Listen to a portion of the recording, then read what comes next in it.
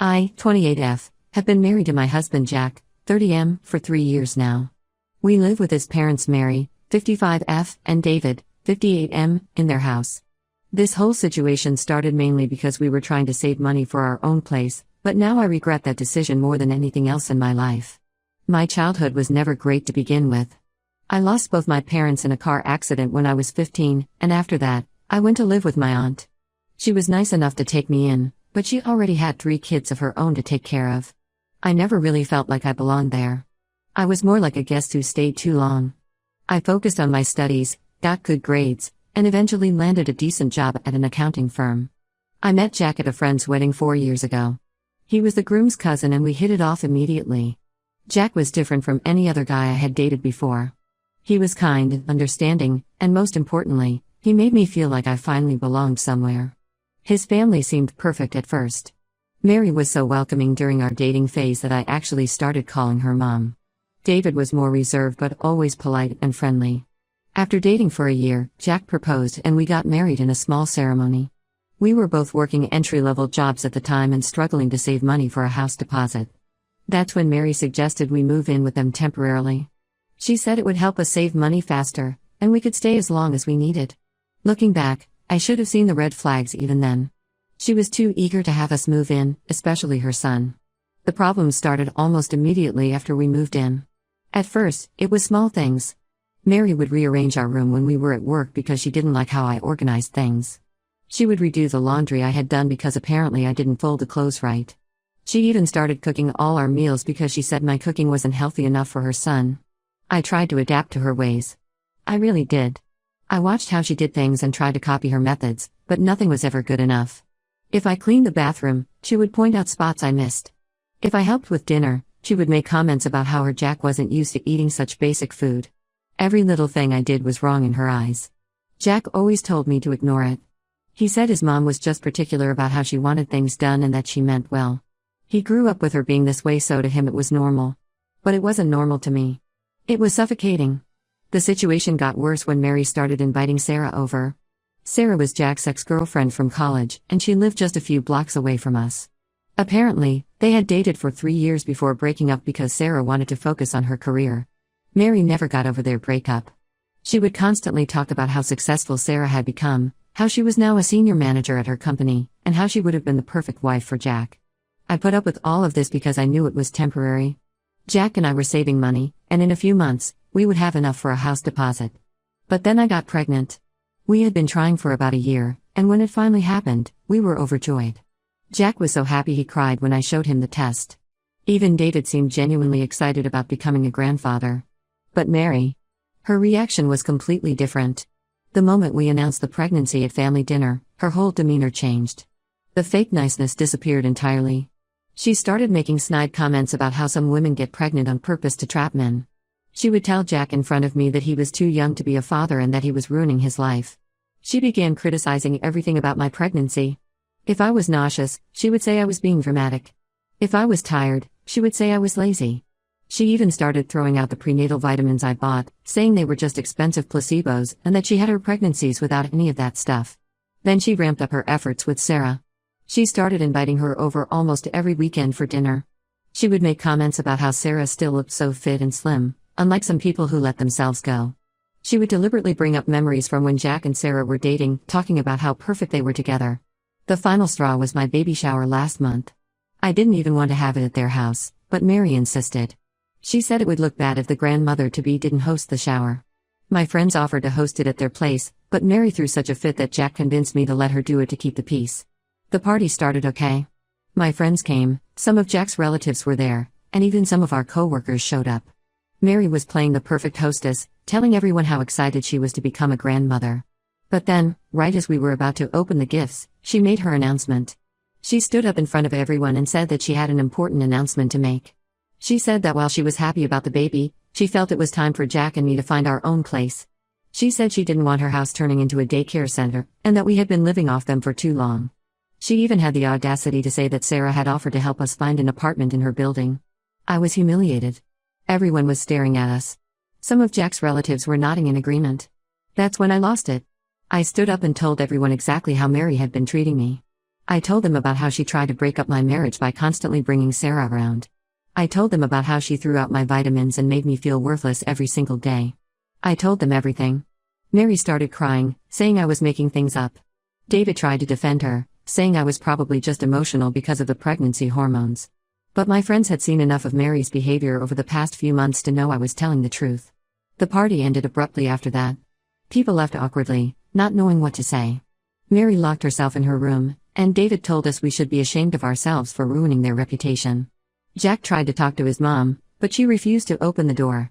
She just kept screaming that either I leave their house or she would make my life hell. Now Jack is saying I embarrassed his family and that I should apologize to keep the peace. He says we can't afford to move out right now and that I need to learn to get along with his mom. I don't know what to do anymore. Ida for exposing her behavior in front of everyone? Update 1: These past 2 weeks have been absolute hell. After the baby shower incident, things at home got even worse than I could have imagined. Mary started a smear campaign against me that would put political mudslinging to shame. The day after the baby shower, she called every single family member who had attended the party. She told them I was mentally unstable and had been making up stories about her because I was jealous of her relationship with Jack. She claimed that my pregnancy hormones had made me delusional and that she was actually worried about her grandchild's safety with me. Her lies spread like wildfire through the family. Jack's aunts and cousins, who had always been nice to me, started calling and texting me constantly. They told me I needed to apologize to Mary for humiliating her in her own house. Some of them even suggested that I should see a psychiatrist because normal pregnant women don't behave this way. One of Jack's aunts, who is a nurse, had the nerve to tell me that she could recommend a good therapist who specializes in prenatal depression. Mary didn't stop there. She started telling the neighbors that she was worried about me living in her house because I had violent tendencies. She claimed that she had seen me throw things around in frustration, and that she was scared for everyone's safety. This was a complete lie. I had never thrown anything in my life. But people believed her because she was this sweet, concerned mother-in-law who was just trying to protect her family. The worst part was when she contacted my workplace. She somehow got my supervisor's number and called her, expressing concern about my mental state. She suggested that maybe I should take early maternity leave because the stress wasn't good for the baby. My supervisor called me into her office the next day to ask if everything was okay at home. I was mortified. Through all of this, David remained silent. He would just watch everything unfold without saying a word. Sometimes I caught him looking at me with what seemed like pity, but he never stood up for me. He was completely under Mary's control, just like Jack was slowly becoming. Speaking of Jack, his behavior has been the most disappointing of all. Last night, he sat me down for what he called an important conversation. He said that while he understood why I was upset, maybe I had overreacted at the baby shower. He suggested that we should apologize to his mom to keep the peace because we couldn't afford to move out right now. I couldn't believe what I was hearing. This was the same man who had promised to always protect me and our baby.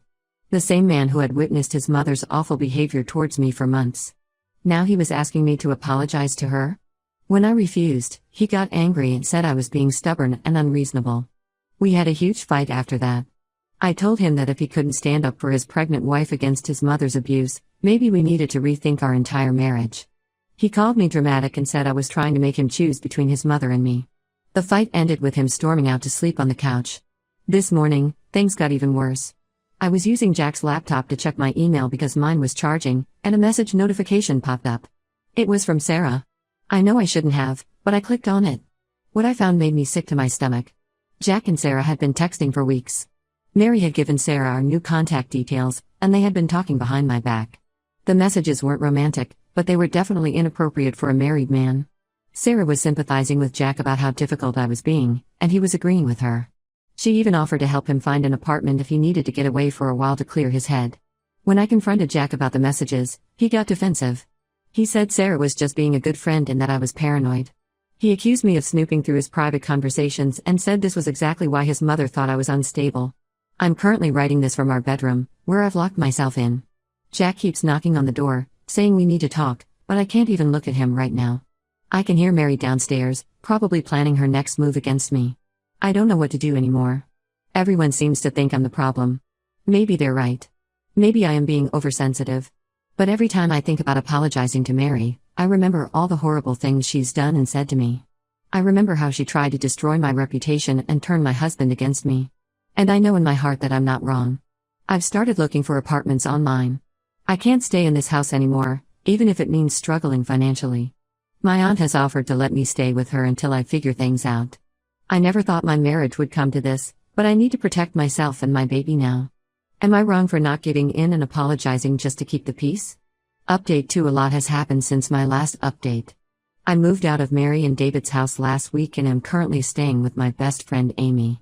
The decision wasn't easy, but after what I discovered, I knew I couldn't stay there any longer. After our fight about the Sarah texts, Jack started acting really strange. He would come home late from work, saying he had extra projects to finish. He stopped sharing meals with me and started eating dinner with his parents downstairs instead. When I asked him about it, he said he was trying to keep the peace in the house and that I was making things difficult by refusing to apologize to his mother. One day, while Jack was at work, I overheard Mary on the phone with someone. She was talking about nursery colors and furniture placement. At first, I thought she was talking about plans for our baby, which was weird because she had made it clear she wanted nothing to do with my pregnancy. But then I heard her mention Mark's name, Jack's younger brother. It turns out Mark's wife Lisa is also pregnant, just 2 months behind me. Mary had been planning to turn our room into a nursery for their baby. She had known about Lisa's pregnancy for months but kept it secret from me.